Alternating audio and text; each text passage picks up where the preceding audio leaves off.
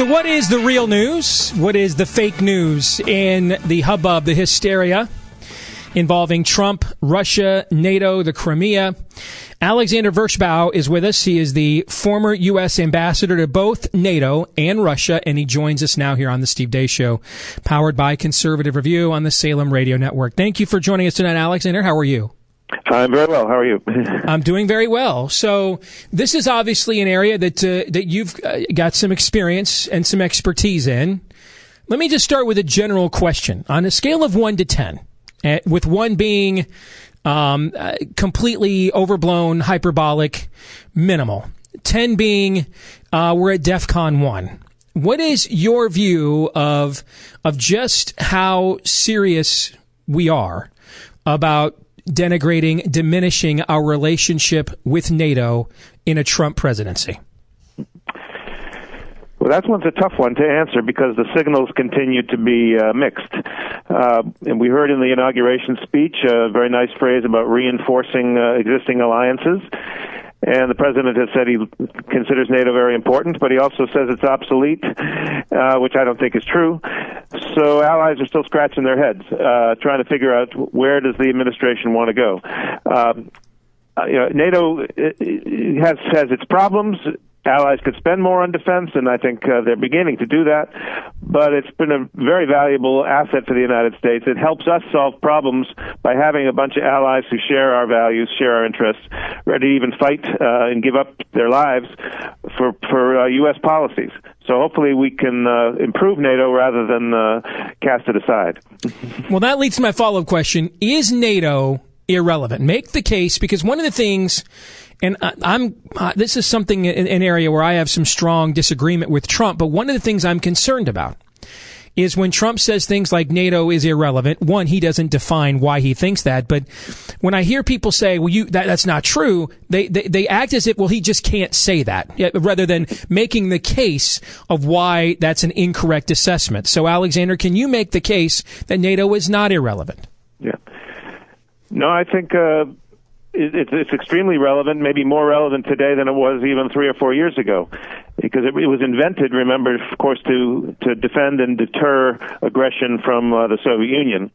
And after the end of the Cold War 25 years ago, that mission faded into the background.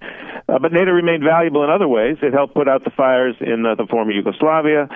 After 9/11, allies actually agreed to go and fight terrorists with NATO and with the U.S. in Afghanistan. We have a whole series of political programs in NATO that people don't know much about, in which we're actually helping train militaries in countries from Eastern Europe to the Middle East so that they can fight their own battles. And it kind of can certainly save us the huge cost of having to intervene over and over again. The president has said, if he's been clear at all, it's about NATO not doing enough against terrorism. But what we've been doing in Afghanistan for more than a decade is very much fighting the Taliban and fighting to prevent al-Qaeda from coming back. And some of the programs that we're building with Middle Eastern partners also helps fight terrorism. Allies are flying planes with us in Syria, bombing ISIL in Raqqa and other places. So I think you got to look at what NATO is doing without diminishing the challenges that NATO has in doing even better. Allies are a little stingy with the resources, and President Trump hopefully will help straighten them out on that. If you look at the big picture, and you look at some of the nationalism that emerged in this campaign, and I don't mean that in terms of the Pepe the Frog trolling and things of that nature. Many of us had never heard of this before except on social media during the campaign. But I mean serious concerns about the spread of globalism. And when someone if someone has adopted nationalism as the antithesis to globalism, could they look at an organization like NATO, which has a country heavily influenced by Islam like Turkey in it, and say, well, you look at some of the unrest that's going on there. You look at the rise of radical Islam, and then you look at Russia and the Crimea. Is this really about we're going to die to protect Turkey? We're going to die to protect Ukraine. And you can see why you might support a Brexit. in order to destabilize the European Union. And then you might look at NATO as a relic of an era of global positioning gone by. I'm playing devil's advocate here with you, Alexander Vershbow, former NATO ambassador and U.S. ambassador to Russia, and I want to get your reaction to that when we come back.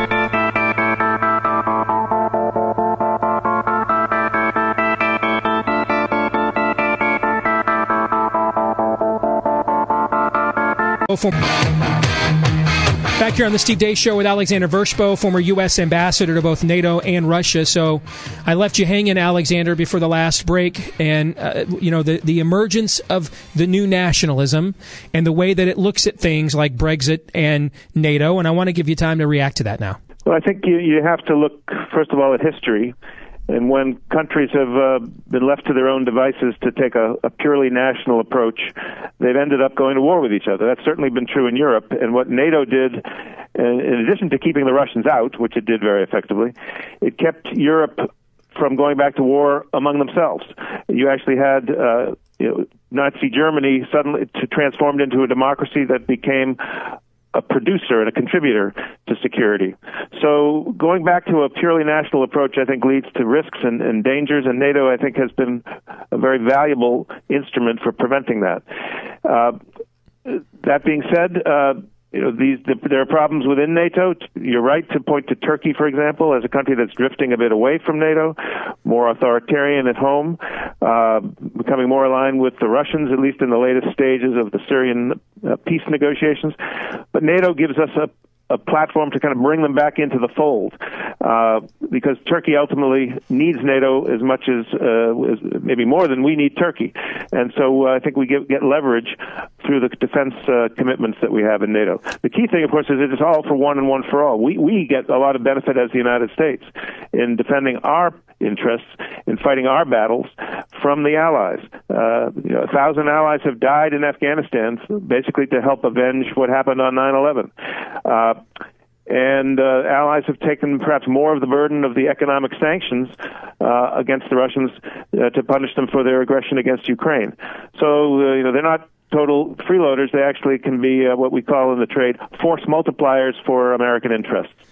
I agree with your historical analysis, but what if someone comes back and says, you know what, we've also seen regional or continental alliances lead to whole-scale warfare as well. Look at World War I, for example. That would be an example of that. And we're not living in an era where we are facing a unified front of opposition from another nation state like the Soviet Union, but a more amorphous enemy that is driven by an aberrant view of religion that is able to manifest itself in San Bernardino, California, or outside a nightclub in Miami, Florida, without massive armament buildups and border skirmishes and incursions. It's just a new world now. How would you respond to that? Yeah.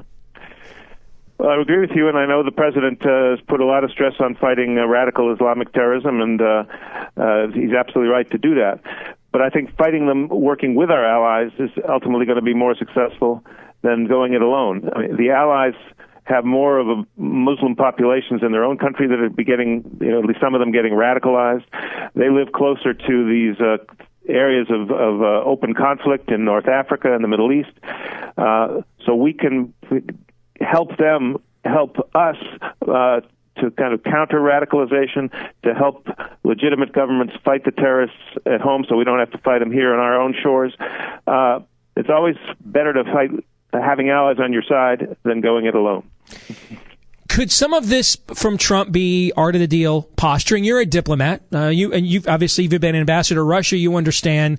I'm not necessarily drawing a moral equivalency between Trump and Putin, obviously, but there's some crossover reasons there why Trump has some fanboy crushes on Putin. So is some of this realpolitik art of the deal? For example, the story earlier today that Erdogan in Turkey has launched an incursion of 5,000 troops of his people into Syria as a sort of quote-unquote police action.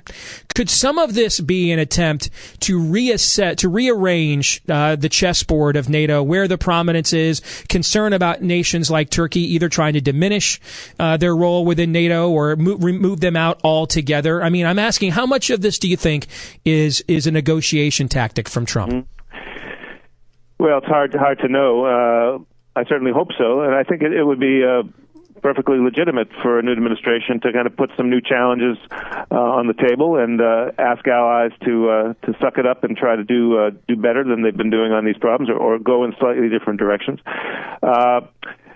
I think NATO allies could spend more on defense. Only a handful meet the 2% of GDP goal. NATO could be doing a lot more than it's doing in helping the countries in North Africa and the Middle East to fight the terrorists at home, so we don't have to fight them over here. And the same with Russia. He clearly wants to engage the Russians early, and there's nothing wrong with that. But hopefully he's going to position himself so that he can get something in return from Putin, particularly to stop beating up Ukraine, which is an independent country that doesn't deserve to have its territory cut off by force, and have this illegal insurgency continuing 3 years on in its eastern provinces. So hopefully we can get to a better place with Russia, but get something out of that deal and not just give Putin what he wants, which is to lift the sanctions basically for nothing. All right, final question then. Since we've invoked the name Vladimir Putin, who is he? I have, members of my audience are now asking me questions like, well, why wouldn't we want an alliance with Putin? Why wouldn't we want the same Putin who has been a strong advocate of Assad while he was gassing his people, now flying joint missions bombing Islamic State with us in Syria, as they announced earlier today? Why are those bad things? And I think people, and this is what partisan blinders do to people on both sides, now that the standard bearer of their party seemingly wants to have a détente, or if not a flat-out bromance with Vladimir Putin, they're beginning to reassess their own view of Russia. What is the right view here, according to your experience as a former Russian ambassador, Alexander? Yeah. Well, Putin clearly is a strong Russian nationalist. He's a KGB veteran. He wants to make Russia great again. I don't think he wants to make America great again. He thinks very transactionally, which may be a point of contact with our new president. And there may be specific things that we could do together with Russia. They could help us in Afghanistan, helping prevent North Korea from getting a nuclear weapon. And maybe, and here I'm a little cautious about dealing with the Islamic State in the Middle East. So far, Putin has shown he's fighting for Assad and not against the Islamic State. Mm-hmm. But if we can get him to change his tune and actually do things that, in our view, provide a long-term solution and not just good visuals on the evening news, but ends up strengthening the Islamic State and strengthening the opposition to Assad, let's see if that's possible. But Putin doesn't have our best interest at heart, so we have to at least approach this with open eyes. But yes, we got to talk to him. Let's see if there is a deal to be had. We'll have a few more minutes with Alexander Vershbow, former U.S. ambassador to both NATO and Russia, here in just a moment. You're listening to Steve Deace.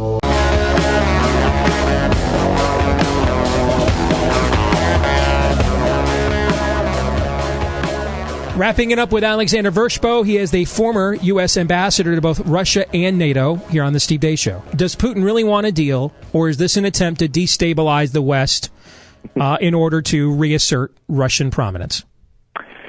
Well, I think the second option is definitely the case, but it doesn't mean he's not against the deal. But let's remember that in the last 3 or 4 years since he came back to being the president, he's basically risen to a much stronger power position by making the U.S. his number one enemy, by making NATO his number two enemy. And this is a tool of keeping people under control at home. To suddenly flip and say America's our friend, I think, is not necessarily something Putin is eager to do. But if he can get some specific gains, including the sanctions getting taken off for very little in return, he'll try to do it. But the bottom line is we have some very serious differences with Russia. We need to work those through carefully, through dialogue, but also through strength.